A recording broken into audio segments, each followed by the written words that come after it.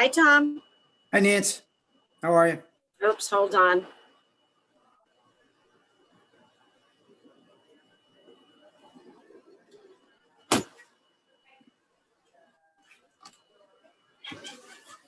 Tom, can you hear me?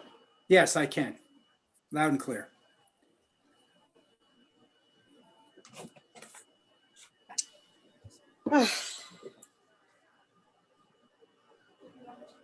Can you hear me, Tom? Yes, I can hear you. Can you hear me? No? Oh, okay. I'm giving you the thumbs up, meaning I can Can hear you you. hear me now by any chance? I Yes. can't hear you. Hey, Steve, can you hear Nancy? I can hear Nancy. Can you I hear can me? hear- You can hear me, right? Yep. Great, thank you. Turn your volume up, Nancy.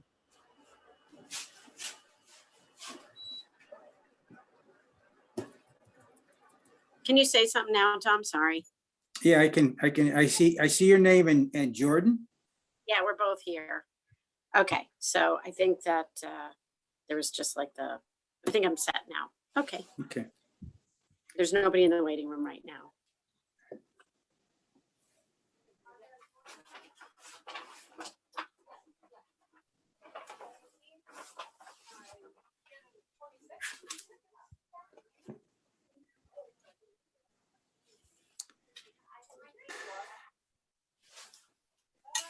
Bye, Nancy. Bye, Jordan. Bye.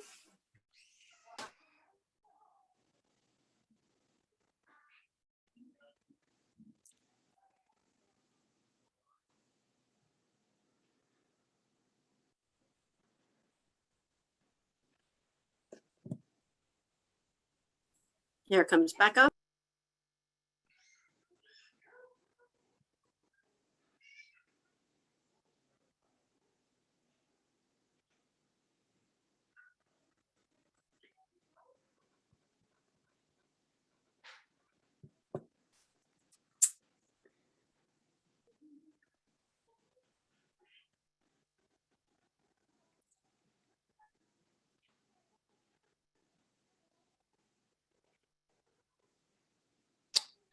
Hello, Tom.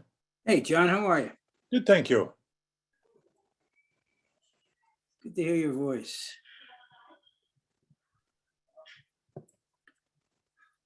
Nice to be here. It's been a while. Yep. Becca, I'm letting somebody in with just a cell phone, so you might want to ask who it is. Okay, thank you. All right. Who has signed in with the 508-237-5385? Can you identify yourself? You are muted.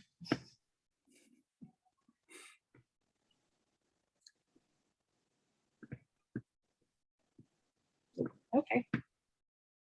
Hey, Becca, it's Ginny. Hi. Glad you could make it. Thank you. Well, I'll be listening and driving. Thank you. All right, thanks. All right. Am I muted again? Nope. Okay. How do I do star six? Because there's chickens and horses making noise. Right. Close this.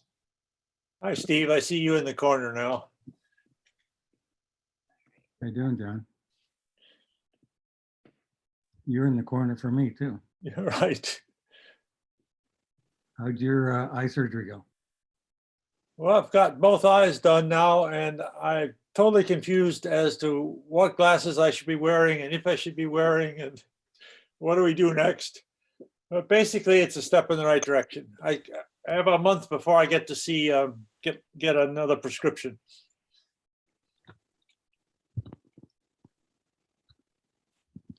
I've been there, done that.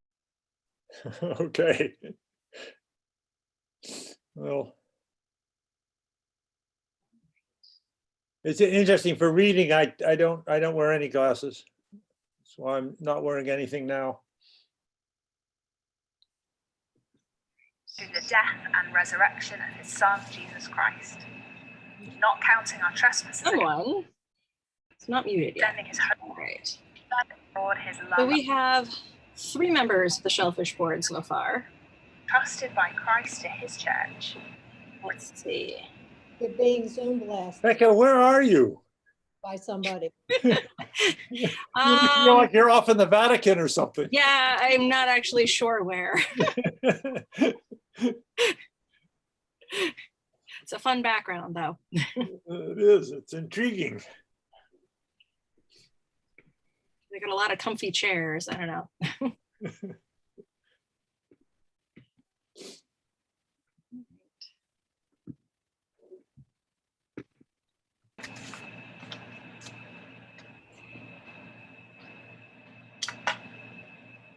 How many members of the NRAB do we have?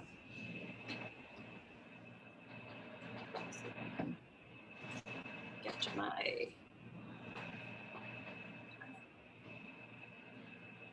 I just lost my agenda. Hold on a second.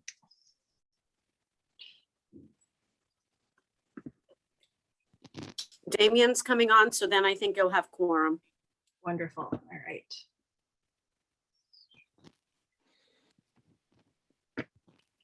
I think our pack has all our members now, including 1 new member. Great. Hi, everybody. This is Barbara Carboni. It's nice to see everybody. Hello. Hello, Barbara. Thanks for coming. Thank We you. can't see you, Barb. I know. Hang on a sec. There we go. So, Barbara, are you officially signed in with Jennifer? not yet. I'm not sworn in, so I'm here just as a member of the public right now. Okay, fair enough. You're still welcome. Thank you. Okay. So we've got, All right, John Dwayne just joined. oh, wonderful. Okay. We got our 5, Becca. All right. So it is 4:04 and we can call to order.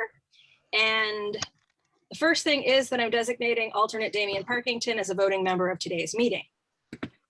After that, hello, thank you for coming. It's great to have the NRAB with us today. Hey all, how are you? Let's see. So we need to. This one is the Right to Public Access Committee. Becca. Oh, sorry, rights of public access. Sorry. Missed you too.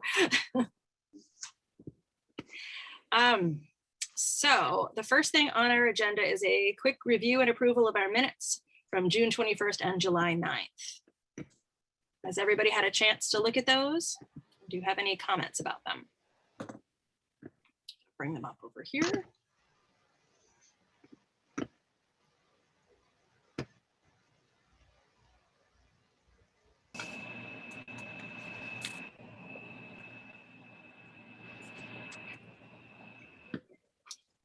All right, has everybody read them? Yes, Becca, this is Tom. I make a motion to approve minutes, both sets of minutes. Both sets of minutes. All right. Anyone want to second it? I'll second it. Thank you. John? And wow, there's a lot of people here. Roll call vote. So Tom, Yes. John, Yes. Zach. Zach and Damien. I saw that Zach sent a message. He needed 5 minutes. I approve. I read them Okay. earlier. Thank you. All right. Yes, he does need 5 minutes. There he is in the chat. Okay. All right, so there's everybody. Right. So that was good. Get rid of those. Next on the agenda is the rights of public access discussion. So who would like to start that off?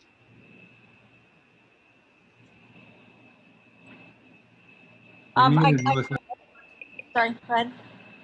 I just said I nominate Sonia. Wonderful. Sonia, what would you like to tell us? basically, Nancy has put together a list of all of the landing shellfish access points in Wellfleet. And as a committee, we've been going over the access points and basically just looking at areas of concern, like areas that might become a problem in the future. And we're basically just working to guarantee access to the water in the future, and currently speaking. So we were looking to just have a discussion to see if there are any access points of concern that the Shellfish Advisory can think of, or any of the general public. Yeah, so we basically just wanted to discuss that and see if anyone had any input. Anything I'm missing there, Melissa? Do you have an input? Is that covering it? The other thing we discussed was grants. I think we discussed a little bit of grants that are on private property that, we want to secure access to those grants as well. Like the town recently purchased the Indian Neck grant property there. And from what I understand, there are some other grants that are on private property as well, technically. So if we could find a way to secure access to those as well. So we just wanted to kind of open up that discussion and see what issues people were concerned about. Thank you for being concerned about the topic. Helps. Is anybody on the Shellfish board aware of anything that's having difficulty? Not. No. I would say shellfishermen would need to speak up about that if they have a concern. Do you have the current list? Did I miss it somewhere? Oh, there's Nancy. Should have been with the agenda, right? Would you like me to share my screen? Yes, please. I'll put up the map. I think that's easier, but I also have the document with the cataloging of all the different landings up. Wonderful. And just Jordan really did the map and everything, so she. Thanks. So let me share my screen. Okay, so there you have it. This is the north area.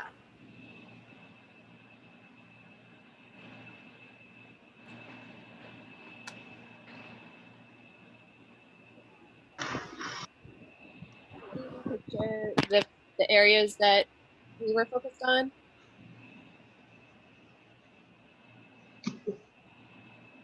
What was that? So our committee chose three of these spots to focus on. I don't know. Does anyone on our committee want to share? Is this what we discussed in the meeting not in June, a couple months ago? I believe that the main ones were the sand pullout. Is that correct?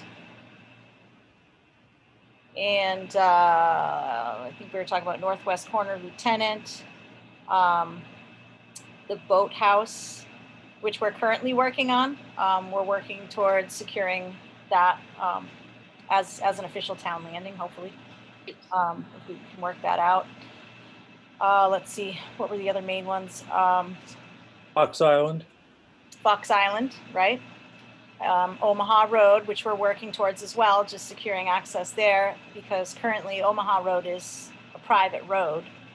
The town owns the grants on Indian Neck, but technically the only access points are Hiawatha and King Philip Road at Fox Island, but neither of those points you can drive from. So Omaha Road is very important there. Fox Island is at the moment something we're looking into. And let's see, did I miss northwest corner of Lieutenant Island as well? Just because that's in between private property. That's something we're looking at, just making sure it doesn't change in the future. And let's see, the osprey nests as well, Way 100. Currently that is accessed, there's a dirt road that goes to that spot that is problematic at the moment. It's hard to pass, there's a big mud hole in the road. So, we're trying to figure out a solution there, how we can maintain access, but not degrade the road any further. So that's mostly what we're looking at right now. And I guess we were just trying to open up discussion to see if there's any other concerns, if we missed anything. And, we're hoping to get some feedback from the public as well. That might take some time, but. I'm a little bit curious as to how sea level rise has been taken into account for some of these landings. Just thinking of Osprey Nest, and you're talking about a big mud hole in the road already. Right. And that's what we're trying to figure out. So at Osprey Nest, there's actually conservation land up Way 100. We've kind of looked at that and wondered whether that would be an option in the future. It is up a hill, so it's not ideal for dragging shellfish, but in the future that might be the only option. So it's worth discussing and having a look at. All right, this is Barbara. I'm here to talk about green crabs, but I just want to chime in because I'm a member of the Conservation Commission. Mm-hmm. I think it would be a really good thing if at some point this committee would meet with the Conservation Commission, because a lot of your accesses are through marsh areas that are protected under the wetland bylaws law. So you would not be able to drive there because of wetlands regulations. So I think you should meet with the Conservation Commission before you pursue some of these landings further, because weird under conservation bylaws, state and town laws.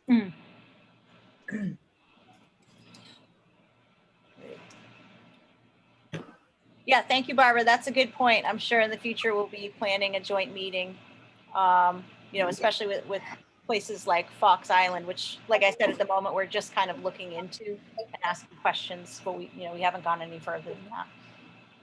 Yeah, could I interject a little bit right there? Absolutely.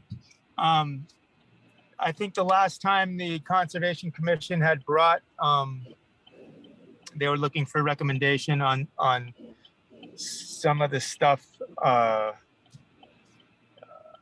I'm trying to remember the exact location, but down by the jetty. And we had loosely talked about finding a way, or I know that I had suggested maybe finding a way that Conservation Committee looked into writing that some of the purpose for the conservation lands be the support of commercial fishing, of what specifically wild picking, and access to these areas, that the conservation, in the sense, is that that's partially what this is designed for, is protecting the wild resource. Mm-hmm. And thus able to harvest it. Who was speaking? I didn't get that. Sorry, that was Damian Parkington. Okay. Yeah, it's the state laws and the local bylaws that the Conservation Commission have to uphold, and they're not geared to supporting local industries at all. So I just want to throw that out there, but it's worth a discussion. I'm not the person who is speaking today from the Conservation Commission. I am a member, but I just wanted to just give you guys a heads up about those. Thank you for the heads up.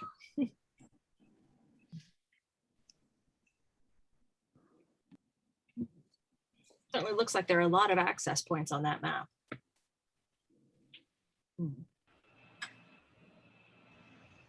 Becca, can I add something? Yes.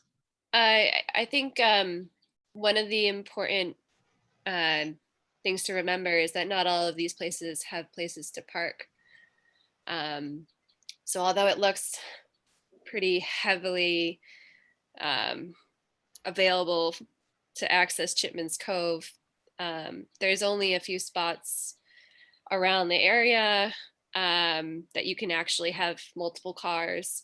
And given that that's a winter fishing spot, we also considered that we would need enough parking to have that available for the local people. Anyway. This is Tom. Melissa, can I ask you and Sonia a question? and your point on parking, so I'm a wild shell fisherman, for example, and I look at, sand pullout. Is there going to be any detail underneath that, like 3 parking spots, or careful of the environment? You can't bring a sled across the grass or something. Is there going to be any explanation when you look at these landings that for example, maybe you're a private owner, or maybe you got to go through private access? Is there going to be any breakdown? Because once people see this, they believe they can drive. They believe they can cut across the weeds and the grasses. I know on Payne Hollow, where I live, Will, the harbor master, just tagged 15 or 20 boats that were in the grass. Remove them, or they'll get removed. So what I'm saying is there going to be any detail underneath all this? So we on the shellfish community have an idea of what we can do or can't do when we get down there, what to expect. I think that would be up to the shellfish department. I'm not sure. I mean, we're considering all of the various aspects to access, give like boat access, parking access, foot access. Not all of these places have all 3 of them. But we want to first just make sure that the public has the right to actually do those things. So advertising to the public what you can do there, we haven't discussed yet. Generally speaking, I know from my experience, because I'm a little bit newer to wild picking, that if I've had any questions with the access points, like, I've gotten a similar map like this that actually was just the map with circled spots on it. And if I had questions about where to go with the spot, I would generally just ask the shellfish department. And from that point, I generally get instructions that, there is a footpath, which footpath to use, that sort of thing. So in my experience so far, that's all been through the shellfish department. And in terms of driving, there's only a few spots really you can drive onto the beach. Like sand pullout, you can't drive onto the beach from there. The only access point is through Powers Landing or Mayo Beach. And then Chipman's is similar. You can only drive onto the beach from Old Pier Road. Chipman's Cove West, just a little bit. And where else can you drive on the beach? I think, am I missing anything? Old Wharf, just onto the beach there.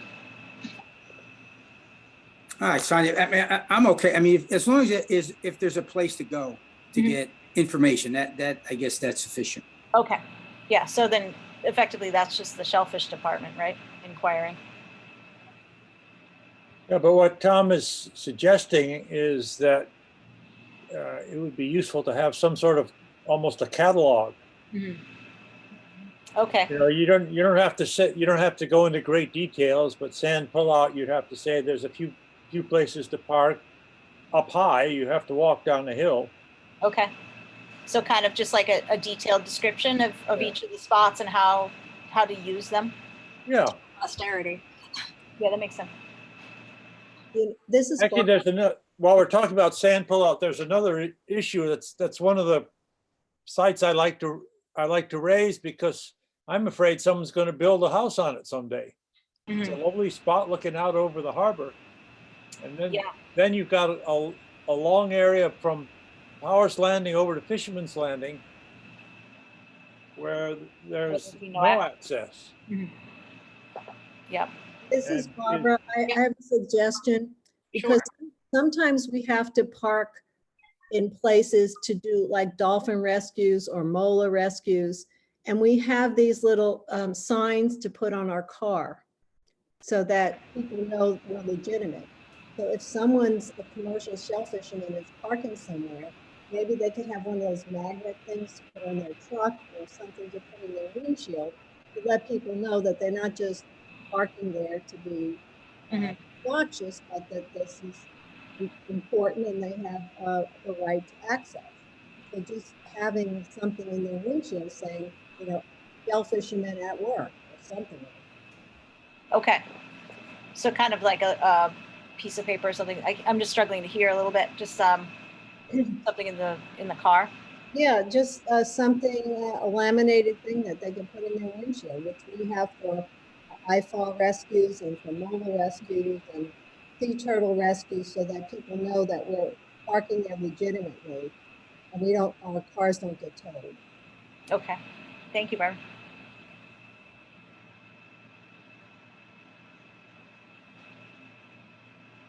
Barbara, do you have places where you regularly park for these other activities that aren't shown on these maps that we've got? No, they're all here. I would think so. They're all here. We have other spots like on Great Island, but that's not shellfishing. Yeah, right. Sure. Nancy, were you trying to get seen? Yes, hold on. It's hard being the host because you actually can't raise your hand. And I'm trying to scroll back and forth through my pictures here. I know. Don't worry about it. Sorry. So here we go. Oh, I don't want to close. No, cancel. So a couple of things. Jordan will have something too to contribute, but these are, the work of the rights of public access is that people do have the access. And then in terms of the shellfishing community, it's our job to educate. So once things get solidified, then we would communicate with the shellfishing public to let them know. If it's just for commercial people, like up in the Herring River area, we would just talk to them. But if it also had some crossover, like Chipman's Cove would, to the recreational community, we would let them know. And we would reiterate that recreational shellfishermen can't drive on the beach, but commercial shellfishermen can. They do have permission, and in certain areas you can. So I think a lot of it is just like educating. Once things get finalized and we have all the details, then we can be educating our constituents to that. And perhaps there is some signage. The problem with signage is that sometimes it gets misconstrued, and so maybe there's just a way to say town landing, and then most people know what that is. And if there's specific details regarding access for the commercial shellfishing or grant holder public, then we would educate them specifically on those details. And then the other thing, Jordan was going to say something too. Oh, I just wanted to mention that this map that you're looking at is actually a master list of the landings. So it's not widely distributed to the public. The map that we distribute on our website and to new commercial license holders is one that contains only 8 on each, so 16 landings in total. And I do believe that each of the landings that we include on the map that is given to the public are landings that are not in any kind of private property area. They're mostly landings that are very well established. So, and that's, it's our job to make sure that we're not steering people wrong. And so we try and just deliver information when it's out there for public consumption on things that we are certain that the town has access to. And of course, as Sonia mentioned, if a commercial fisherman calls and asks a question, we'll answer it, obviously, in the most detail possible. But when it's just sitting on a website, we don't want to enter into any controversy. So we do the ones that are known and accepted. And as we continue working together with the Rights of Public Access Committee, perhaps that list will grow.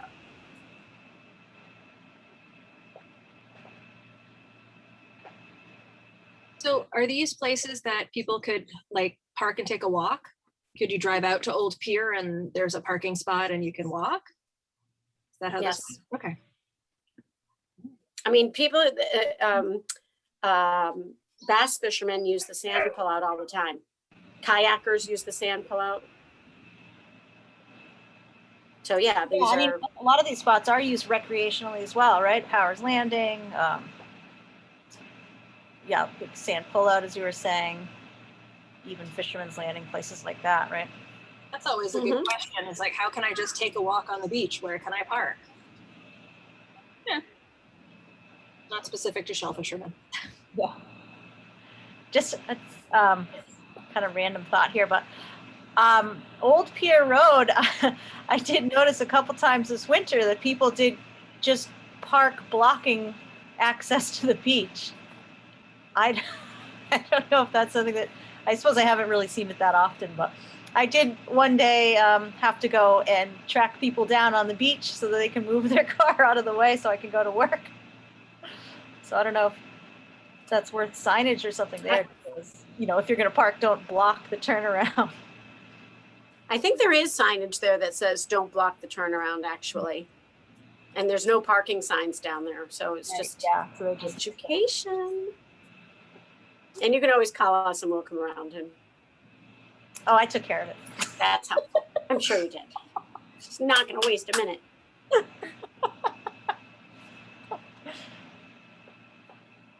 No, but that's an interesting question, because we're on the Rights of Public Access Committee. The public is everybody, not just shellfisher, not just shellfishermen. And I don't know if I've ever. Well, it's further. It's on the other map. Can I see this the southern map? One of the South Harbor.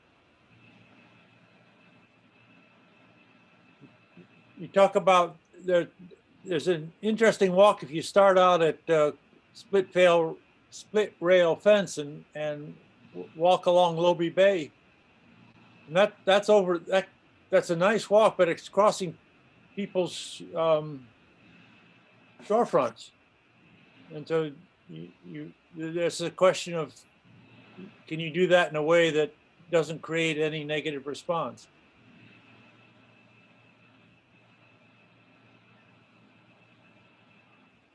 That's not a shellfishing question. That's a general public question. General access question, yeah. A general access question, and being the more people are respectful, the more places will open up. And commercial. Actually, I'm pretty sure any fisherman has the right, with the colonial ordinances of 1647, to traverse private property to get to. You're allowed to fish, fowl, and navigate. That's right. So that's stuff, but it's not maybe for walkers, That's right, Nancy. It's not for parking. So that's another issue that this committee has to deal with. It's the right to fish, fowl, and navigate, but it's not the right to park, leave vessels, or anything like that. So it's kind of tricky. Well, I get around the foul part by carrying binoculars. So yeah. Are we going to need a public shuttle that moves people down so you can get off at split rail fence and go for a walk? No place to park. I think Audubon allows parking here. Yeah, there is. I mean, and obviously there's not much parking, but there is parking on the left side of the road before the bridge. Right at that access road that shellfishermen do use as well. But like at the beginning of that, there's room for a few cars to park. And then again, yes, yep. Again at Terrapin Nests. So it's not ample parking, but there is some space there to park a vehicle and walk.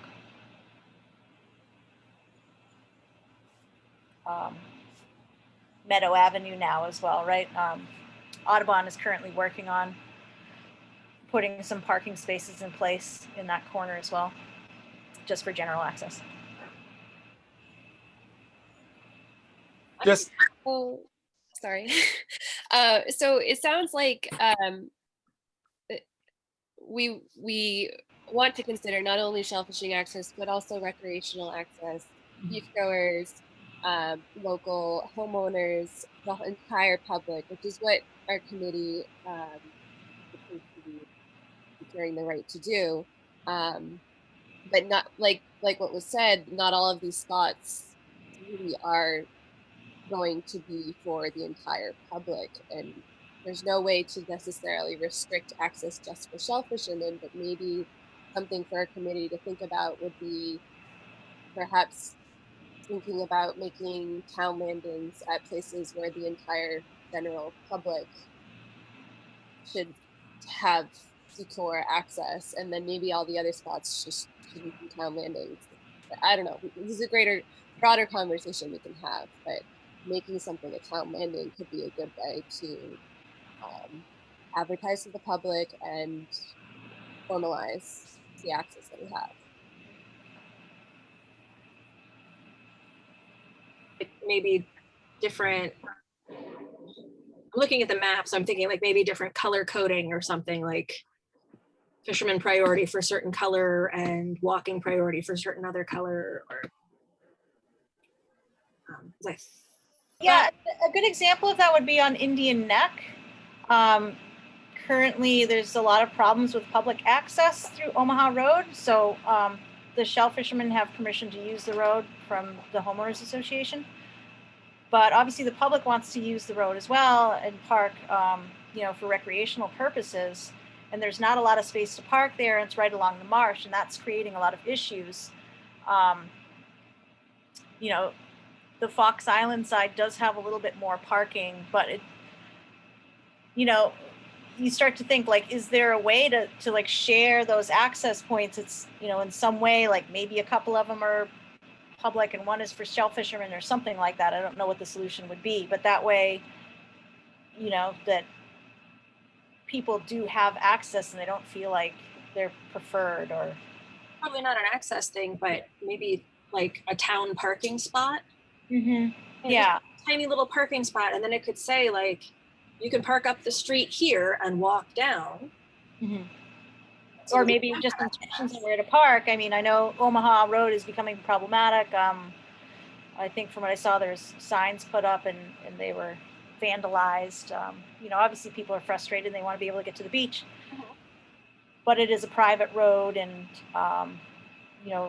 it's alongside a marsh, so it's problematic to park on the side of it. So I mean, there's got to be a better solution there, to allow at least a few parking spots somewhere in that area where people feel like they can get to the beach, where they can get to Burton Baker, and be able to take a walk or whatever it is they want to do, kayak.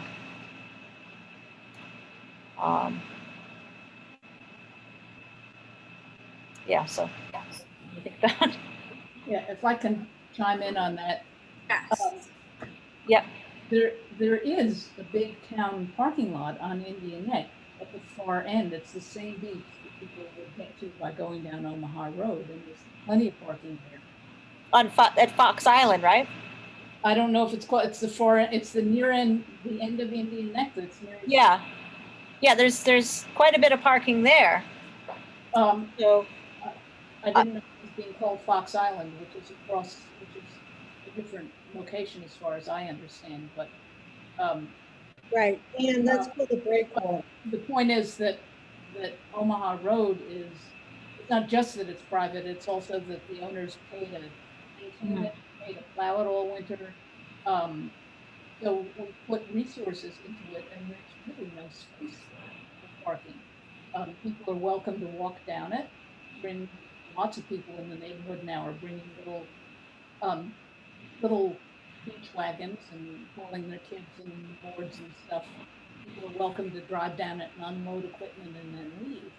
But it's not a place that the town has an ability to put parking places in.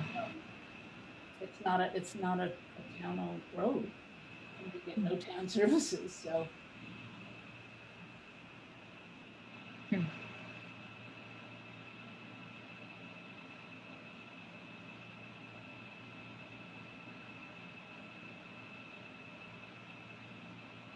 So what would you like us as a Shellfish board to put together for you?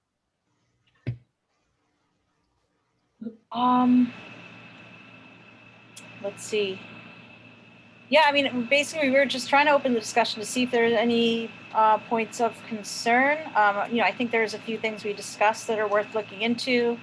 Better descriptions, like Tom was saying, of actions to take at landings, how to behave, where to walk, that sort of thing. You know, maybe if we can compile something with a little more detail there. I don't know if that would be through Shellfish Advisor or whether that would just be through the Shellfish Department, Nancy and Jordan. Is that something that the Shellfish Department would look into doing, providing those details? I think once that, am I muted? Okay, good. I think once you guys finalize what it is, what they are, then, you know, we can work together to define them based on what you're able to broker, or what you're able to, you know, arrange with either the private property owners or through, you know, like whatever happens with the boathouse, then we could work together because you guys are going to have the information of the, you know, specifics of it, and so then we can be helpful in getting it out to the public. Or to the, you know, specific constituents. Is that what you're asking?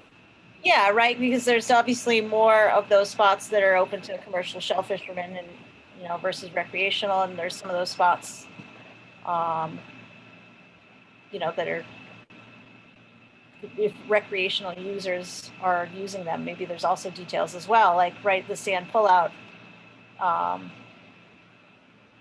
You know, people do fish from there, right, for striped bass, and they do walk on the beach. So I mean, even a place like that could use a little bit of instruction on where to go or how to, you know, to avoid the grass, things like that, take care of the environment. Yeah, so I suppose that's something we can work on. It's just, And something with Conservation Commission, yeah, you know. yeah, maybe that's, I think it looks like it would be a little working group that could come up with if there's going to be signage, and you know, certainly in terms of like disseminating information, like let's just say down at the Meadow Avenue, right? Because that's open from October 1st to May 31st. That's open to recreational shell fishing 7 days a week. In addition, it's used by commercial shell fishermen. So there we might do something once all the specifics on usage are defined, then we could put that out to those two different constituent groups. right. And I believe Audubon is working on some signage there as well. Is that correct, Melissa? She on? When we spoke to Audubon, they're working on some signage at Meadow Avenue, just in terms of conservation and yes, there are already signs there. Yeah. Actually, Sonia, listening to the conversation, it's kind of interesting as you think of all the specific places that have been talked about. We've already talked about them, which suggests that we've got a pretty good sense, at least as far as the shellfishing community is concerned, about where we should continue to focus and work. So, I mean, no one has, for example, raised Cannon Hill Beach. That says that's a lower priority. Probably is. But John, I also want to raise the issue. It's public access, so it's not just shellfishing. No, as far as shellfish access is concerned, I think we're on the right track. We have to go through a different set of thinking about general public access. Okay. I haven't neglected that. I agree. I agree.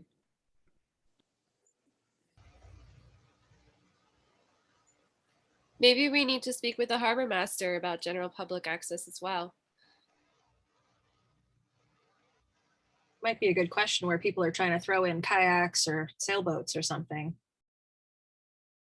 Well, particularly for boats. The question of kayak storage at various points around the harbor is also a current issue.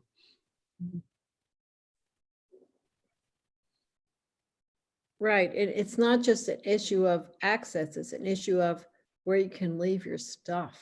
Right. Right. Right. Yeah. From what I understand, there's some issues with kayaks and things being left on the marsh. Right. As a member of the Conservation Commission, we've tried to do some education about this year, but it's been really ramping up. It started with like 1 or 2 kayaks, and then dozens, and then 2 dozens, and then on, on, on Lieutenant Island, we counted like 75 kayaks on the coastal dune, which is an area Conservation Commission is supposed to protect. So it's really hard, but we're all working on this together, so that's good. Now, is that a situation where you might, say, work with like the homeowners association of Lieutenant Island to Yes, establish one of Homeowners those Association, structures? Audubon, all these agencies that, yes, we are. Even the kayak rental companies that dump things there for people who are here for a week or two of vacation and just leave a kayak on the coastal bank for for people to use. So yeah, I'm not going to go into this because this is another complete meeting. So I'm just going to log off here.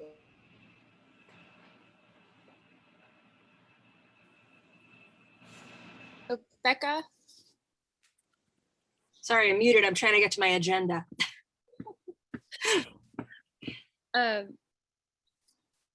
So does anybody on the Shellfish Advisory Board have specific spots that they would request that we look into that we haven't discussed?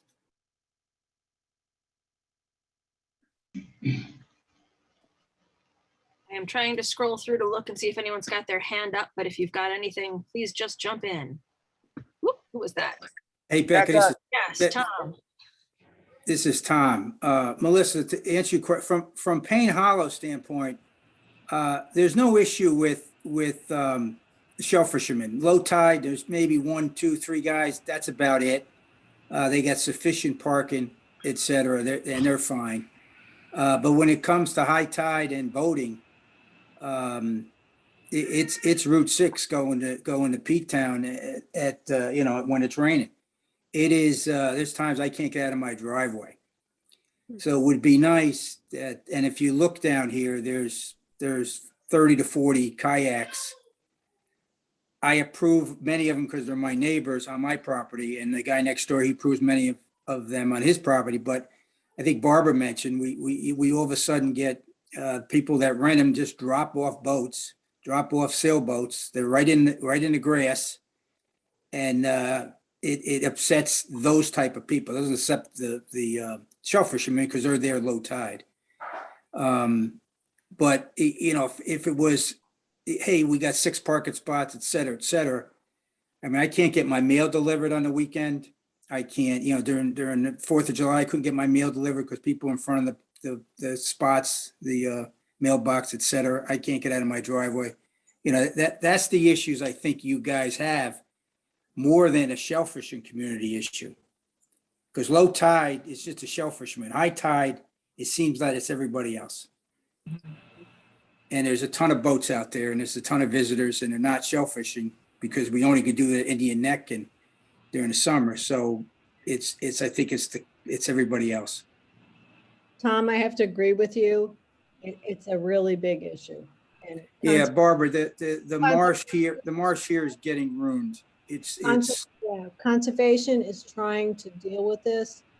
Harbor Master, we're trying to get everybody on board, but it's just overused. And everybody loves these spots, but they're overlooked. It's just. Well, Barbara, the reason I'm bringing it up, and it's not the boat guys, to be honest with you. It's those that want to believe I can launch my boat there. We were a month ago, 20 minutes from a disaster. The guy pulled out too far, got his car stuck. I could see the water rising to the gas tank, and we called the tow truck to get the guy out of there. But it was 20 minutes to disaster. That if that thing leaked, that would have been all over the shellfish grants out there because the tide was going back out. It was coming in and then going back out. That would have sucked all the gas and oil right across Field Point. People don't realize how difficult this area is becoming, and it's going to be a disaster. I had this conversation with Dan Hort, many years ago. Yeah. We got to do something. I agree, and maybe like starting with the Conservation Commission is a start, but it's gotten a lot worse in just the last decade. I have to say. Yeah. It's really bad. Yeah, since I moved here. I'm only kidding. Anyway, Sonia, that would help. I think, Great. I Yeah, think, that sounds like we definitely need to have a joint meeting with conservation and just to understand these issues a little better, for sure. I think so. And then conservation could say, no parking, no, you can't park in an area that's protected by the wetland bylaws. We can maybe do something. So meet with conservation. That's the next step I would suggest for your coastal access committee, because I think it's a great committee. I think you're doing great work. I think they're really important issues, but I think there are conservation issues and shellfishing issues, and it's really a lot of stuff that you have to deal with. So Conservation Commission may be the next step for you guys. Great. Well, thank you, Barbara. Thanks for the input. As everyone knows, we are a newer committee, so I feel like we're kind of learning along the way, what we need to be looking at. I feel like we kind of started like with Lieutenant Island. That was our jump off point, looking at access points there. And now we're kind of, expanding our view of the issues in town. So thank you for sharing that information with us and helping us plan for the future.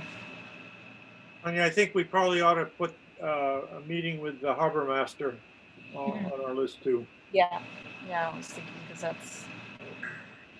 Becca, I have a question for Barbara, if that's all right. Sure. I'm just curious if she knows how Conservation Commission allots parking for the visitation of their areas. And then just on a sideline, I think it's really mostly important for some of these areas. I mean, I don't think anyone's bothered by someone carrying a bushel and walking, through a marshy area to accessing, as far as a commercial shell fisherman, accessing these areas on foot. But on the return trip, you're carrying 150 pounds, and there needs to be some accessibility for parking, especially in these areas that, that the parking spots are very, far from the walking point access areas. So I think it's important to define some of those parking spots. I know Lieutenant's Island on the northern northwest tip. I'd always assumed that was a single parking spot, and I've had arguments with residents up there. There's a few of those these single parking areas that were traditionally used by fishermen and have been for probably I don't know, long before me. I just think that it's those single car lots, and whether or not the fishermen, maybe an idea is that you get a parking pass with your permit, because certainly these are not spots that should be encouraged for parking for general use, for everybody's, I agree with Damien. I think this needs a further discussion. In the past, it wasn't an issue, but I think it is an issue now. And I think even just like dragging totes across the marsh could be construed as a wetlands violation, unless there's an understanding about what this all means. So I think this involves I can't speak for the Conservation Commission, but I would suggest that a meeting with the Conservation Commission about what this all entails is a really good step in figuring out how to do shellfishing sustainably, keeping the marshes intact, and doing things that other people, like the summer visitors, aren't just going to drag all their kayaks and canoes over places that they shouldn't be going in. So thank you, Damien, for bringing this up. I think a meeting with the Conservation Commission in the fall would be a really good thing. Sounds like a three-way meeting, at least, with the Shellfish Board and you guys as well.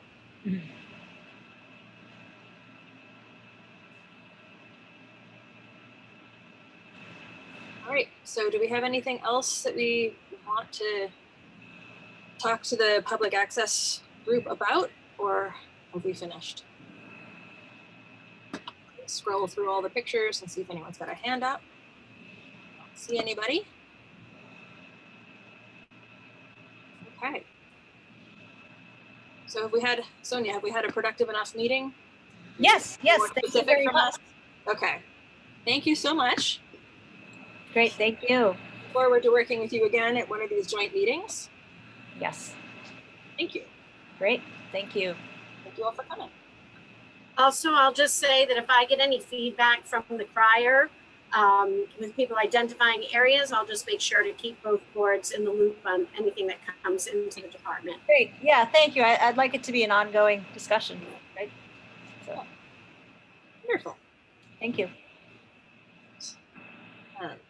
So, Barbara Bressel, we have crab pots and turtles in our harbor. Yes, I don't want to take a lot of your time. I circulated through Tom the new prohibition on trapping blue crabs. So on the South Shore of Massachusetts last year, there were a number of terrapins that were drowned in blue crab pots. So because terrapins are a state protected species, the Division of Marine Fisheries has deemed that you can't fish with trap gear for blue crabs in our harbors at all because of the bycatch. So that's fine. I don't know there are many people trapping blue crabs here. But then I became aware of the fact that people are trapping green crabs. And I know the green crabs are serious oyster predators. And I appreciate that, where people were trying to, they've been doing that for years. I don't know if Becca, if you have a history of that, but I know that even Joel Fox would tell me that he trapped green crabs. My concern, I don't mind you doing that. I mean, I think you got to protect your aquaculture grants. I don't mind you doing that. My concern is that the kind of pots that are being used may also trap and drown terrapins. So I just wanted to alert you that the Division of Marine Fisheries has actually banned blue crab pots, blue crab trapping in pots that are unattended. So you can still harvest blue crabs, but you can't like set a pot there and just leave it there for days and days. And that may be the situation with green crab pots. I'm just concerned. It's legal. There's no prohibition yet, but I think if there's any documented event of terrapins being drowned, I think the green crab pots will be banned just like the blue crab pots. So I just wanted to bring it up to your, make you aware of this fact. And also aware of the fact, I'll stop in 1 minute because I know this is a long meeting, that everyone that sets green crab traps is supposed to have a letter of authorization from the DMF. Okay. And they would like to know the location and the number of permits and the number and the catch reported. And I think that if there are any terrapins that are inadvertently drowned, that would be a big issue that might set you guys back in terms of trying to control the green crab predators, which I know is a big problem. If there's Now, I understand that terrapins eat green crabs, right? They eat green crabs, they eat blue crabs, they eat. So definitely want the terrapins for natural predator control. Right, but I understand that some people are setting green crab traps out in Wellfleet, so. Are green crab traps different than blue crab traps? Yes, they are. I think the entrances are a different size. Okay. Because green crabs are much smaller than blue crabs. Right. Right, so you may be entrapping like the juveniles and small terrapins, not the big. So just wanted to alert you, it's still legal, but to set green crab pots, but you need to have a letter of authorization from the DMF. Anyone who does that needs to have a letter of authorization, and they'll want to know how many you capture. Nancy. Okay, so I spoke with Dan McKiernan yesterday, Barbara. Oh, good. And they don't have a definition for a green crab trap. So he's very interested in seeing the pictures of the traps you're referring to, because they don't have it defined, and if they need to define it, then they will. Yeah, okay. That's good. Do you have those pictures that you had originally sent around? I did. I sent some, but if you go to the Chatham, the place that sells the shellfishing gear, they have pictures of them online, what they're selling. It says green crab pots. Yeah, I think so. I mean, I don't know how many are using them, and I understand the need for them, but they need to be authorized, and it would be good to know, like, if they're effective or not. And it would be really good to know if they're drowning terrapins, because then that could be a real problem. So I'm just like giving you a heads up on that. Okay, so just what I'm gonna do is I'm gonna find those pictures, because a picture's worth 1,000 words. Yeah. And I don't have any like clear idea in my head. So I'll look at that again. So I'm gonna go and then find this, and then I'll do a screen share, but continue the discussion. I'm just gonna go away for a minute. Okay. And the question would also be, are they also like the eel traps, which have like maybe a 4x4 square hole for small crabs or eels to go in? I'm not sure, Becca, because I haven't studied that, but could be. It depends on what the bait is and what's in there. The only one that I have seen was an eel trap, and it had no bait, I think. All right, well. It was just crabs, little green crabs were going in it. And it had a very small opening. I know that terrapins would follow that, but I really don't know. Okay. Out of my research area, but that's a good question. Okay. Yeah, I mean, if it were observed that there are terrapins drowning in green crab traps, that could be a real problem for the shellfishermen. I'm just giving you a heads up. And they would say, take them out. But I don't know that that's happening, and I don't know if they're even effective, but. I mean, I looked it up in the Wellfleet regulations, 7.18.3, no harm to endangered species. Right. So no person shall maintain a predator control method that will intentionally threaten any endangered species. So that's the regulation that's could be potentially impacted here. Yes. Right. Does anybody fish for blue crabs here in Wellfleet? I know that my son-in-laws have, but they've used dip nets. So when you say unattended, this is from, I guess, Dan McKiernan. These are pots set out. Yeah, pots. So the only traps I've ever seen for blue crabs had the four sides that fold out. Right. And it's got a string attached to it, but those are, I guess, technically attended, right?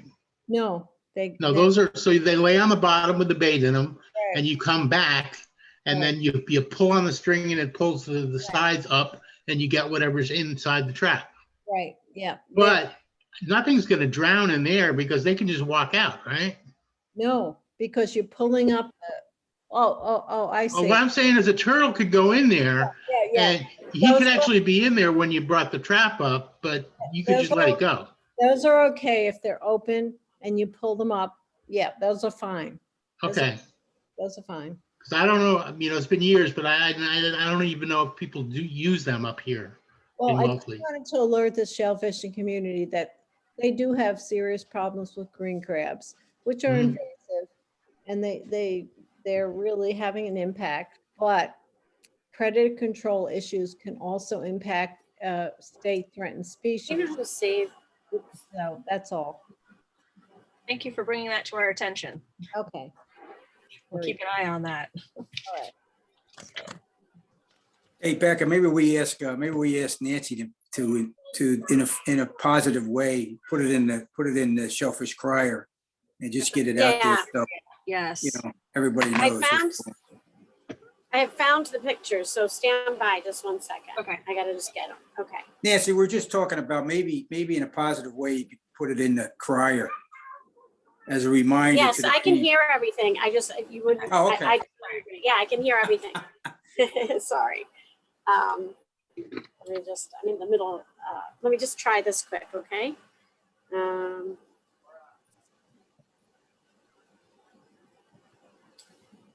So,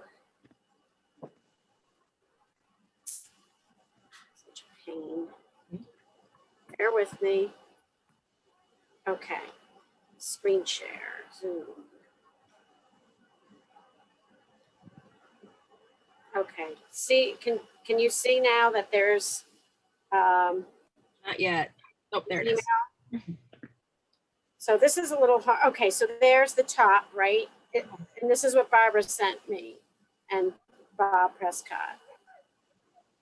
And then These the green or the blue crab? this is green. Green. Green crab, I believe. Oh, okay. Yeah, these are green crab pots. And the little turtles can get in those. Yeah. Yeah, sure. Look at that. Yep. These work on the same principle as a lobster trap. The crab gets in them and they can't figure out how to get out. Yes. And so does the terrapin. Yeah, one. But don't terrapins eat green crabs?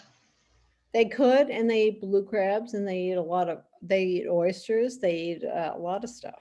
Well, I don't see the problem then. Why can't they just feast on the crabs that are in the pot, and whenever the pot gets pulled up, they got let go? Because they have to come up to breathe, and they can't. I see. No, they can't So drowned. They can't live underwater is what you're They're telling me. too dumb to figure out how to get out. Yep. Exactly. They can't run a maze. Okay. So just be aware, anyone who's setting these, please be aware if you start to have any green terrapins in there, please be aware and maybe stop doing that, because the DMF will then order you to do that. There'll be a petition to stop that. Okay. All right. Got it. Mhm. It would be helpful to know what size aperture would keep out turtles, and whether the smaller juvenile, or I imagine that the real small ones aren't going in the small traps, because the crabs would be bigger than them, maybe? That's very true, because depending on where you are in the country, the terrapins are different sizes, but the small ones and the little males can get into those traps. Okay. So not the big females necessarily in the green crab traps, but other age classes. So I'm still thinking about that eel trap that I saw that had a much smaller hole, and whether or not that would be an acceptable alternative for people who do need to trap the crabs. I would just say try it, and if you have a terrapin there, don't use it again, because you could be in a lot of trouble. Yeah. Yeah, and I don't think anybody wants to kill terrapins. So I'm sure that it's, they're using a device, not realizing it. So I have not seen any of these in person out on the flats myself, but we'll definitely, we're doing grant inspections now, so we'll keep our eyes open. Barbara, I had a question. Remember the guy at DMF that we were corresponding with that said about the letter of authorization? Yep. Derek. So Derek Perry, yes. Okay, so does he have a copy of those photos that you sent to Bob Prescott? Yes, yes, he does. Okay. Okay. And there is a contact person who gives the authorizations for green crab pots, and her name is Carrie Allard. And I can send you her. I asked her, because DMF is so, I'm going to say secretive, they won't tell you who has a authorization for green crab pots. Hmm. And they won't tell you how many are out there. And they won't tell you what they're catching or how many green crabs they're catching. So I'm going to pursue this a little bit, but I can send you, you were CC'd on her Yeah, information. I was, yeah. But, and part of it, it might not be secretive, but if there's less than 3 people, they can't. If there's 3 or less people, they're not allowed to divulge anything. And they can only divulge aggregate numbers, you know what I mean? So it's about. Right, absolutely right, yes. Okay, I just wanted to raise awareness. That was my concern. Thank you. Thank you for having me on your agenda. Thank you. Before you leave, Barbara, way back when we all used to be on the board together, do you remember if there was a trifold pamphlet made about the aquaculture grants for the boating community? There wasn't. We spent many years on a dog waste brochure. Okay. To tell you this, but not that. No. Okay. Couldn't remember. I which have brochures one. you did. Yes. Jordan did that. It's Jordan did beautiful. that this year. Do you want to see it? Oh, you saw it? Yeah, she did. She did a great job about that. Yes. Here, will you grab one? I know we had talked about all these different trifolds 10 years ago. I was trying to figure out which ones we had done. There it is. It's beautiful. Right. We did the dog waste one. Wasn't well accepted, but I think They hired her. Jordan's is very nice. Clearly, it was in the department's best interest to hire Jordan. She's been amazing. Clearly. All right. Thank you. And thank you for bringing that to our attention. All right. I'm going to leave this meeting. All right. So now we are up to NRAB and SAB collaborate on shellfish management plan. So who do we have from the NRAB who'd like to talk about this? Oh, I can start out. Okay. Thank you. And it started out by NRAB beginning to look at our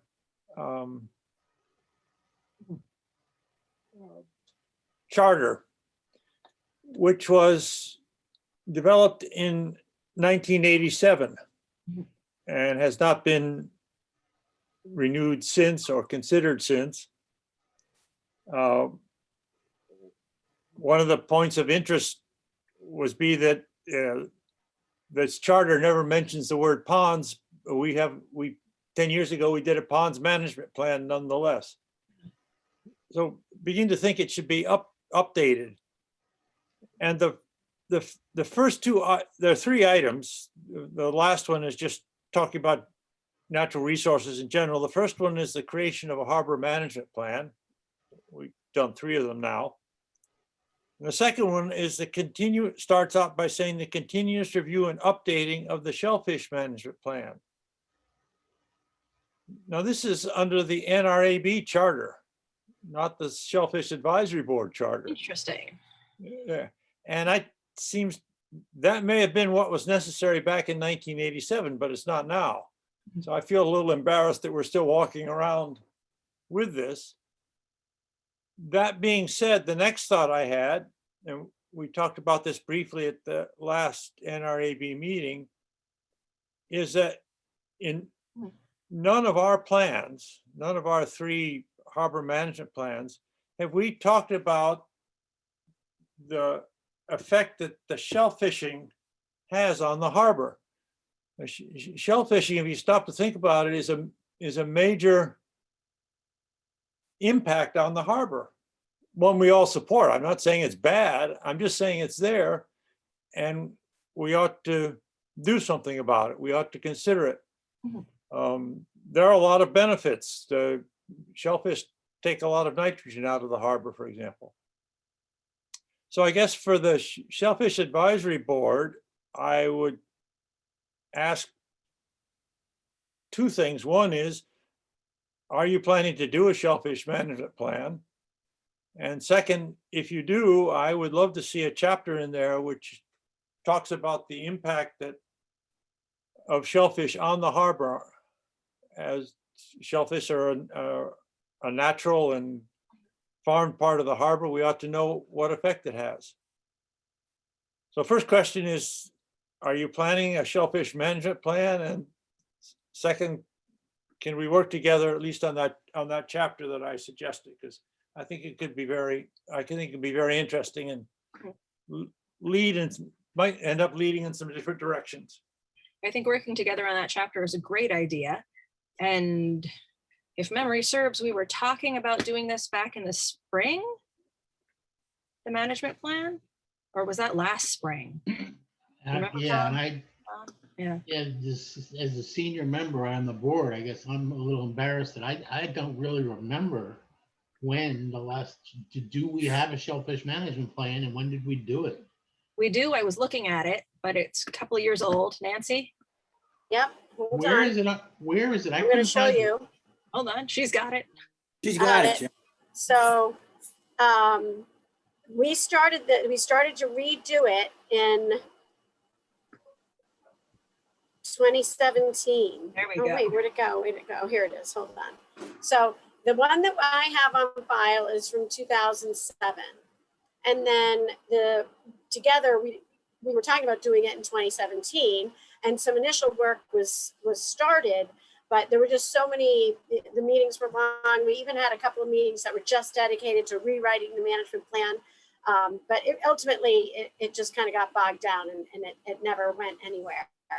And then it was brought up again when Dave Seitler was chair, that maybe we should start working on it again, but it didn't go anywhere. So Okay, that's all. so that 2007 plan is the last official shellfish management plan we have on file. Yeah. And that followed by 1 year, the harbor management plan. Right. And I can remember talking with Barbara at that time about, well, we've done a harbor plan, maybe we need a shellfish plan again now. Well, I can tell you that I probably have drafts. That's probably what Nancy pulled up. I've got drafts. So we were working on a new management plan by the board.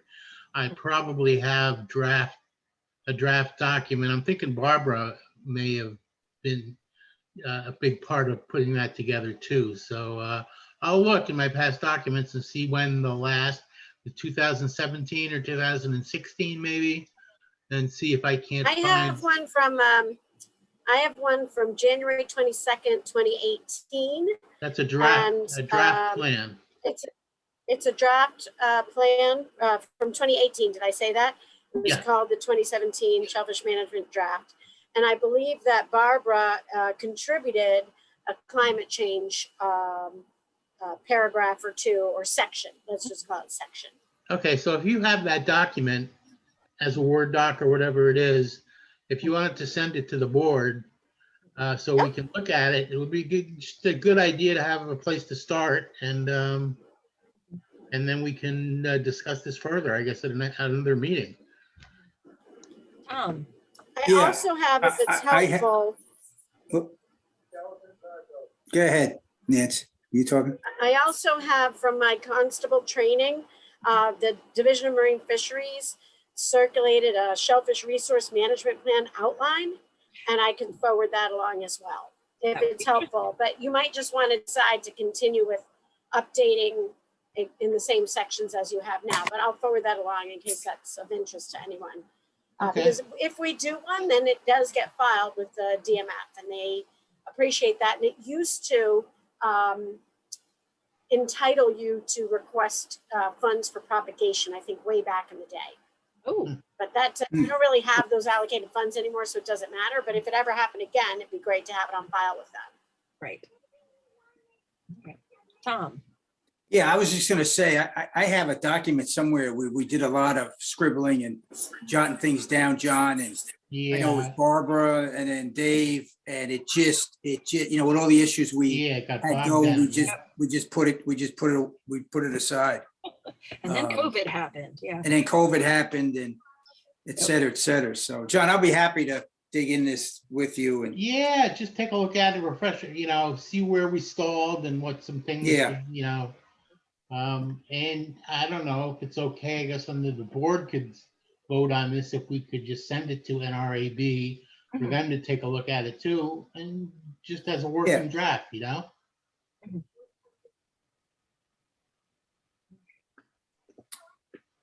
Do we need to vote on anything here, or is I this? don't know. I don't know if that requires a vote or if we can just go ahead and send it to NRAB as a draft document.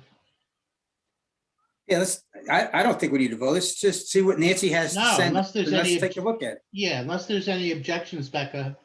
I don't hear any objections from any members of the board, so.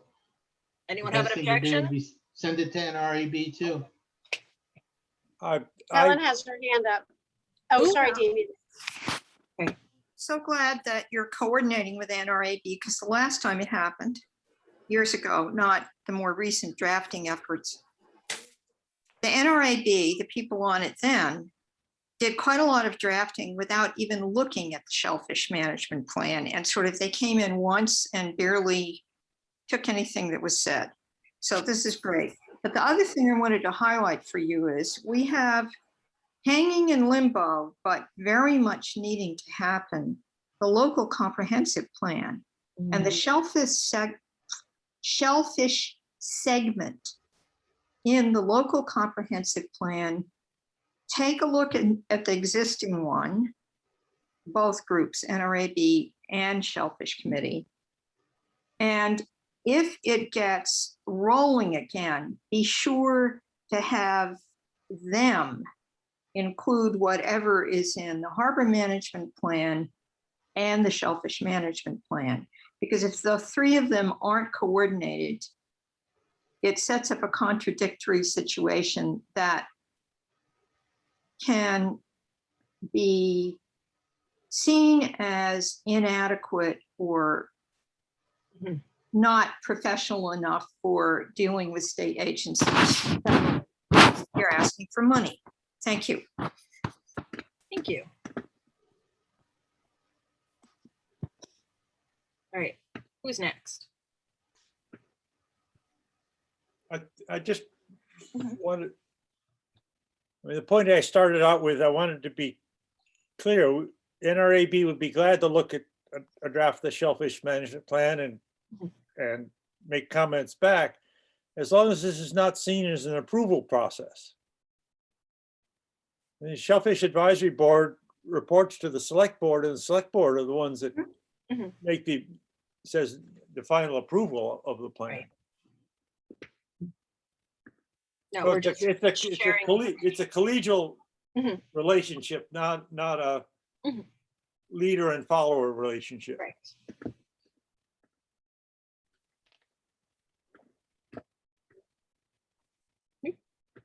Give us, hey, John, give us some time to work this. You know, we're in our busy season right now, but John and I will definitely get on this thing as soon as possible. It takes a fair bit of work to get it done, so we Yeah. get that. Do you have a timeline at this point, John?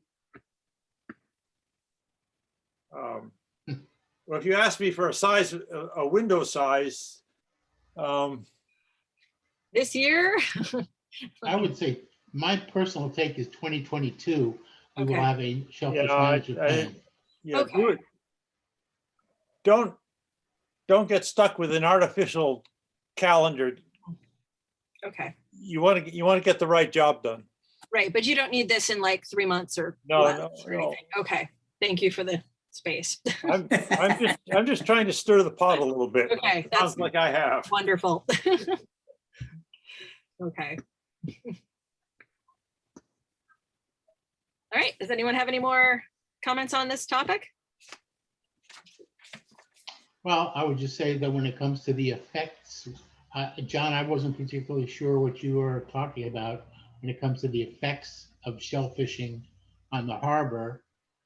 You know, I'm sure we're going to get into draggers and what they do, and as well as people that are, you know, using access points and the whole to and from with the trucks on the harbor. So that's kind of, when I think of the effects shellfishing has on the harbor, that's kind of where I'm thinking that chapter is going to go. And if there's other things that you had in mind about that particular topic, you can let us know. Well, I would hope that we would also be including how much filtering is being done and what's going on the creating the ecology of the marsh. And yeah, that is another effect on the harbor. Okay, there you go. Nancy? The other thing that I would suggest in an overall picture for this, given that wonderful climate change working group that had, I think, Jake Puffer, Pat Winslow, and others from this board on it, that we really should be taking into consideration, like as we identify challenges for the future, you know, in short-term objectives to achieve in order to try and mitigate sea level rise and other climate change impacts. But I think we should be really thinking about that in this shellfish management plan. I read a story this morning about how in the 2030s, so in the very next decade, there's going to be potential for massive flooding because of where the moon is in its like 16.5 or 18.5 year cycle. Yeah, and that is going to be very, very predominantly very, very low tides, low tides, and very, very high tides. So if this is going to be a challenge in the decade to come, we should really be thinking about it now as we write this plan and thinking about how we might be able to mitigate for that. So I just wanted to put that on the table for or how we could use that for deeper water seeding or cultivating. It might be a benefit that way too.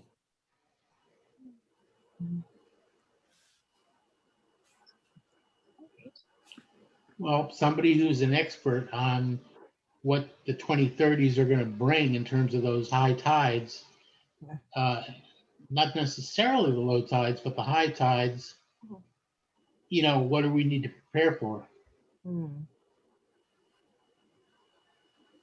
NOAA has some good data.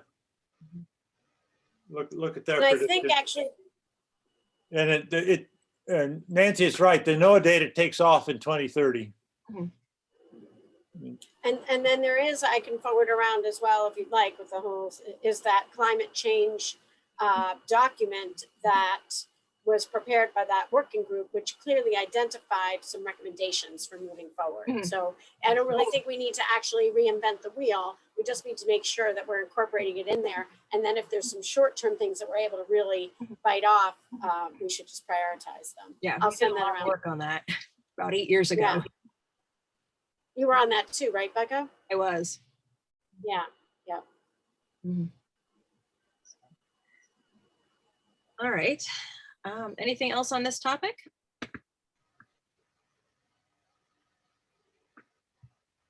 Okay, so I guess we'll be in touch, or you'll be in touch with us about how the timeline is looking and what we need to do to collaborate on this. Okay. So thank you very much for coming. It's always a fun meeting. Back when we were in person, there used to be cookies. I'll remember that. So, all right. So the next thing on the agenda is the Marina Advisory Meeting update. So Tom, what can we say about that? Wow. Well, I can start with saying that Beck and I were invited to last night's Marine Advisory meeting. Along with Nancy. Oh, and Nancy, I was going to follow it. And Nancy participated and did much of the answering all the questions they had. She did the heavy lifting, definitely. But I think the gist of the whole meeting was there's some frustration with the boating community. It seemed that it was really mostly Blackfish Creek, but there seemed to be some frustration with navigation. They mentioned many times they love us, you know, we're important to the community, et cetera, et cetera. But I think the key takeaway for me, Becca, was that they want to work together. They want to participate in the discussions. We really didn't spend too much time on extensions and new grants. They understand that. Nancy mentioned that. Will's now part of that discussion point, and he has a vote. But I think it just really got down to navigation. And they asked Nancy, you know, a bunch of questions. She answered professionally and politely. And you know, at times couldn't answer because she was involved in investigations or whatever she said. I forget what her exact words, but or wasn't part of the agenda. But it was a good discussion. I think they want to, Becca, I think they want to work with us more and be able to spend time with us. That's the feeling I got. I got the impression that perhaps we need to do some outreach about what's going on Shellfish grants and why they're seeing different things than they remember from the 70s and 80s. I mean, times have changed, gear and equipment has changed. Maybe the reason that they're feeling a little cramped is that they're not really sure what's happening. Yeah, right. I think they feel like they're in the dark, and as Becca said, they remember things in the 80s and 70s, and that buoy wasn't there. Well, now it's there, and they're saying, well, did they get an extension? No, that buoy's always been there. So those points are hard to. Things have changed in the harbor in the last 30 to 40 years, and if you're looking back 40 or 50 years, which, you know, the 60s and 70s are getting kind of back there, then things really have changed because technology has changed and harbor use has changed, and how the town has felt over the last 20 or 30 years about what should be done has changed, which may or may not be a great thing, but it is what it is. And perhaps some outreach about how wonderful our shellfishing community is and how we do talk with the Natural Resource Advisory Board, how we've looked into climate change adaptations, how we learn about the endangered terrapins in our environment and what we do in order to mitigate problems. It didn't sound to me like they understand that we actually look at all of that when we make regulations or when we do our business. There just seemed to be a lot of criticism of gear in the harbor and things being in the way of potential boaters. So yes, we do need to work together. And there's definitely ways that we can improve working together, but possibly some education as well.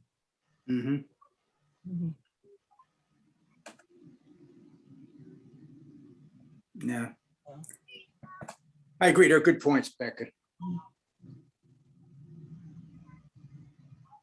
Yeah, I get the sense that we need to educate. We need to, they need to understand what we're doing, and we need to understand what they're doing. And it was really wonderful that Nancy was able to whip out that trifold pamphlet that they've already started giving out to boaters, because that's been something that's been ongoing for 20 years. I mean, my grant alone has been hit repeatedly over the decades. Like that's updated information that everybody needs, that, you know, yellow buoys mean something. But it was great that you guys were part of that. Nancy? One of the takeaways that I think was that just definitely educational outreach, looking at perhaps taking that brochure and turning it into a sign to enlarge and putting it at the pier near the boat ramp, at Powers Landing, at Mayo Beach. So these are, you know, things that need to be looked into. But the other thing is they did want to have a joint meeting come the fall at some point with you guys. So SAB and Marine Advisory. Right. That'd be a good idea.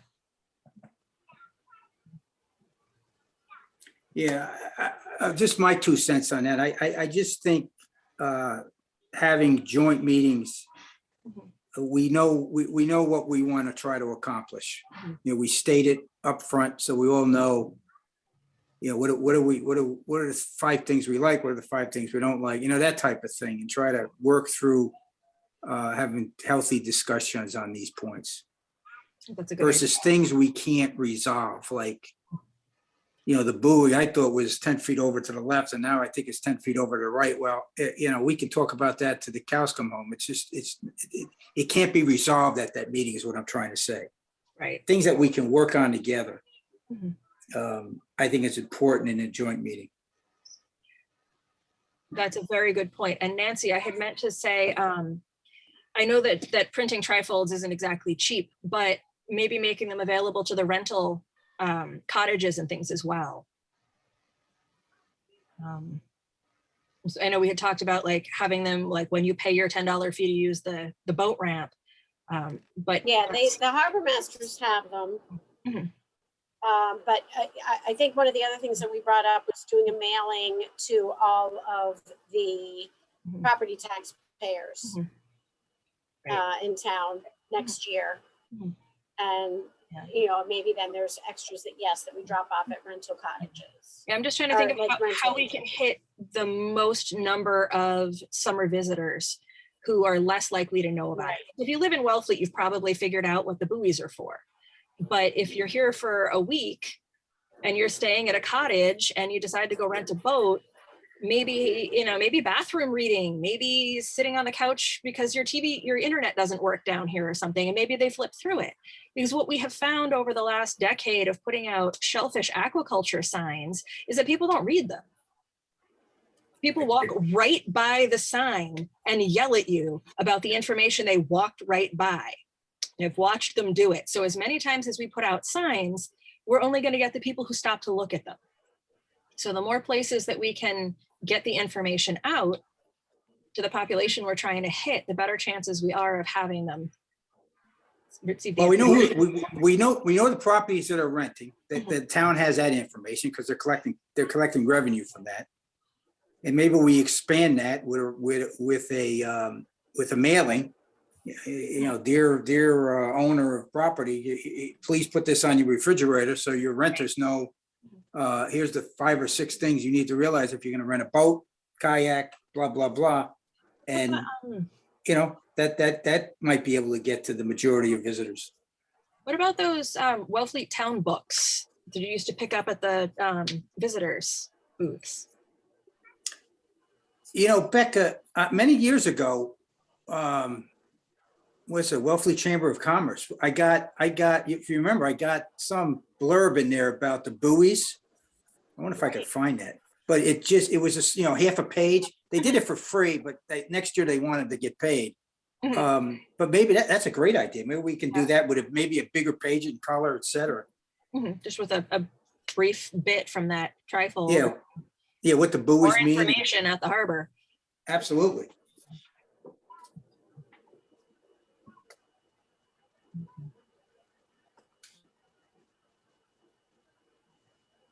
So is that pretty much what we got from that meeting last night? Anyone who wants to watch it, it's like the first 40 minutes of the Marina Advisory meeting on the YouTube channel. Or you mean an hour and 15? I think it was an hour and 15 minutes. Oh, good Lord. Just Okay. an hour and a half. Oh, Lord. I was hoping it was less. Okay. Just play it in the background while you do something else. The important thing is to be having discussions. I mean, we all agree that this is a multi-use harbor. And so all different stakeholders coming together and discussing future plans, I think is really healthy. And as I said last night, you know, both Will, the harbor master, and I said to the select board, we need to have a community discussion about expansion of aquaculture or use of intertidal lands. You know, this is something, and you guys have done your due diligence. You have talked about it at multiple meetings, and in the end, you didn't have a positive recommendation to give the select board, but at the select board meeting on Tuesday night, John Wolf did bring up putting it on at an upcoming agenda to have a hearing. So I think that's really positive and kind of getting at the crux of, you know, what all the discussions that happened here to begin started. So I would, we'll keep our eyes out on that agenda. And I believe that, and of course, Helen, I see you. John did the ask this time, but Helen's been asking for it for months. All right, we don't need to. Hey, Helen. You're on mute. Still muted. Helen, you're on mute. Can't hear you. That might be welcome. There Thank you you. Yeah, so it's been brought up 3 times, and I brought it up in a one-on-one phone conversation once with Mike DeVasto. right after he had applied to the select board to have that grant extension. At least one member of the select board seems to think that this is, the jurisdiction of the Shellfish Advisory Board, which it isn't. It's the Shellfish Regulatory Board who needs to hear from the SAB, of course. But you guys have really done due diligence already, right? And what interests me is there was no vote that came out of the June 4th meeting, but there was an extraordinary consensus of people who I would have thought just like, hey, let us do it. We're saying, yeah, we need to really discuss this again and again. I watched it twice. And for some reason, that is making no purchase on the brains of some of my fellow board members. I don't get it.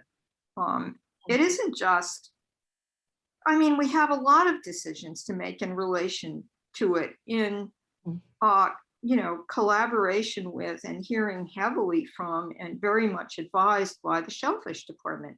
But we're putting the Shellfish Department in a terrible position, in my opinion, where you're not hearing from the board, Nancy, what our decisions are in relation to things that we are supposed to be deciding about, right?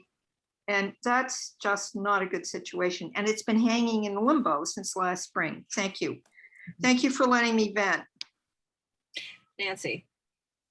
I would just say that I think that if the select board moves ahead with this public hearing, we have achieved a goal, which is to create a broader community discussion with or without a recommendation from Shellfish Advisory Board. You guys have had multiple discussions about it, and a broad consensus was basically to keep talking about it. I think everybody agreed on that. And correct me if I'm wrong. I think some people felt like the regulations were enough, but other people felt like we should be talking about this further. And so to have a public hearing in front of the regulatory authority where every individual shellfisherman, boater, farmer, that's I think what is most important, is that people will have a time to be able to speak up. Now, it is difficult on Zoom, and I am more than willing to provide a venue outside like we did, or even inside now that we have some new policies where we could perhaps have a meeting inside at the COA, where again, I could host with my computer if the meeting happens virtually, where though other shellfishermen could come in the room to participate. I think that's really important, and it's a service I'm happy to provide. Hey, Becca. Becca. Tom. Yeah, I'm running out of juice here. My computer's going to drop any second now. So okay, we better wrap this up. If we can wrap this up, I'd appreciate it. Okay.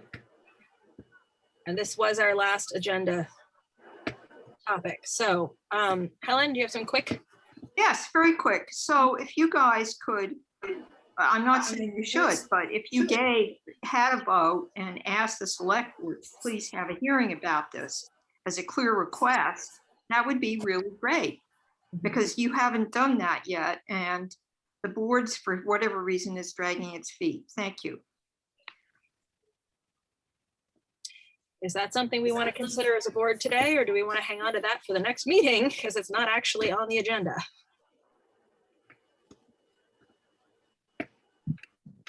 I don't think that we can touch that because it's not on the agenda. Yeah. Wasn't it just brought up on the agenda?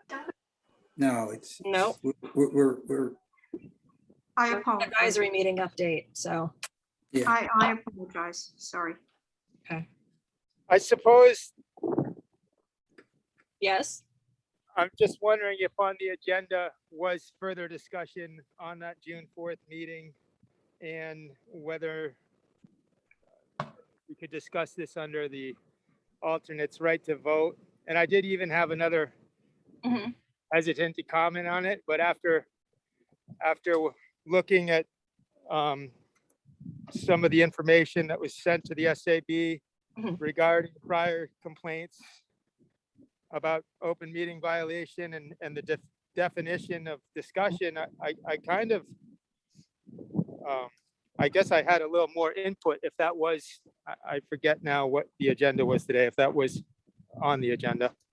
It's No, it's not on the not agenda, on the Davey. agenda. Nope. Okay. So, 'cause we have literally hit the end of our agenda items for the day, except topics for future meetings. And with Tom's computer running out of juice, we're gonna, I'm now at 5%. all right, let's figure that out. Shall we pick that up in September? Oh God, maybe it'll be done with by then. So definitely no meeting in August. Let's go on to September. We can put that discussion on as something possible for September. And we might need to wait to get our agenda items going because we'll see what happens next month. Things may become more important. But we do need to talk about when we're going to do those collaborative meetings. So that should probably be a thought towards the agenda next time. Any other thoughts on the agenda? I would say just, how about like a shellfish management plan review? Yes, you can try that. I just pulled out all my old paper records today and was flipping through them and saw that. Yeah, I'm sure I got stuff on my computer. Back in those in-person days. Right.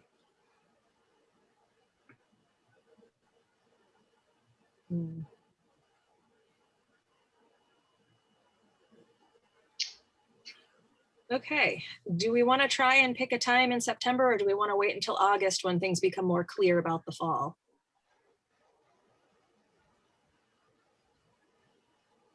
I mean, we could do a tentative, Becca. I mean, I got low tides at,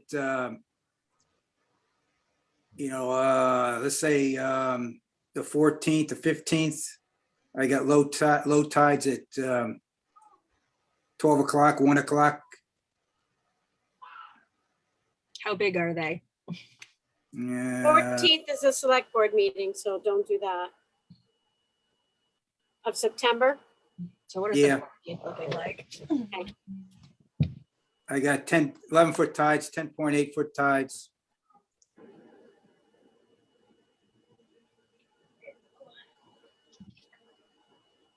I mean, I don't know how much time you guys needed at a tide.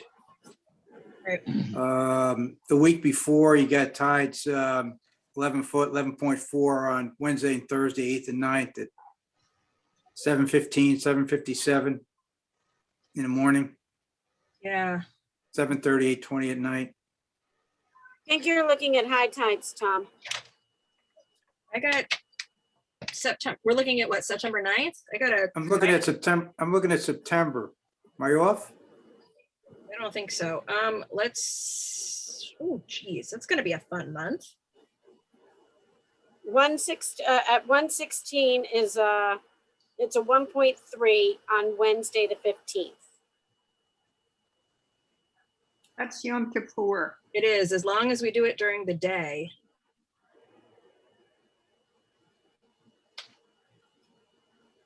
I could do middle of the day that day.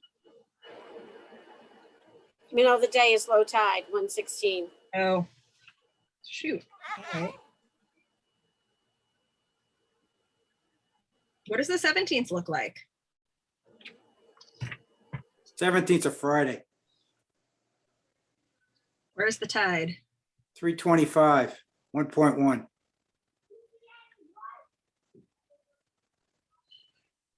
we do it like a 10 o'clock in the morning one? I'm assuming that I'm going to be dropping kids off at school, so I can't do much earlier than 9. I can't do 9. 10 a.m. on the 17th? 10 a.m. on the 17th? Done. I'm good. All Me right, too. looks Okay. okay. All right, let's see what happens between now and September. Yeah, I guess one more topic I would also throw out there is a strategy for town meeting in the fall for the Curly Report, the Harbor Study follow-up. Great, That's okay, supposed to get approved hopefully this October. wonderful. Yeah, that, Can I make Yeah. an announcement? Helen, yes. Yeah, this is kind of important. So today, I wasn't at the meeting the whole time, who cares? But I was at a Herring River Executive Council meeting, and at that meeting, we made a decision about the protocol for opening the tide gates on the, Chequasit Neck Bridge when it gets built. This is a huge watershed decision. And it was led up to with months and months of research and, discussion and presentations. But it happened today, and I just want you all to be first to know. Wonderful. And I'm happy, the different options of all the different options, in my opinion, and it was unanimous consensus decision of the 5 people on the executive council. It was my preferred option. Is that something that we should have a delegate from their group come and tell us about at the Hello? meeting? What am I? Yeah. No, I could do, A little more specific? yeah, or somebody from the Friends. But in the meantime, I'm going to share something which is a public document, so I can do it. Okay. I'm going to share with you the last page of the PowerPoint that we were all looking at. Okay. But when the minutes get filed, they'll be approved the next time we have a meeting. But that PowerPoint is going to be part of the public record. Okay. But I'm going to email you all the last page of it because it shows what the decision was based on, or not what it was based on, but what it will consist of. I've got permission to do it. I think it's okay. Anyway, I just wanted you all to know because it's going to affect the whole thing very much. Yes, it is. Thank you. Thank you. All right. Oh, Nancy. All right, so John Dwayne brought something up that I think you should just put a placeholder in your next agenda. Okay.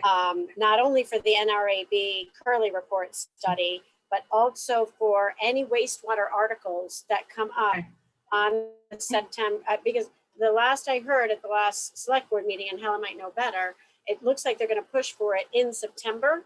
So your meeting on the 15th, on the 17th might be the last time that you would be able to vote on articles, and hopefully we would have a draft copy by then. All right. So you just might want to put, placeholders to vote on wastewater. Yeah, I'm hoping things are going to become more clear through August, all of these important things we're going to need for September. So thank you for that.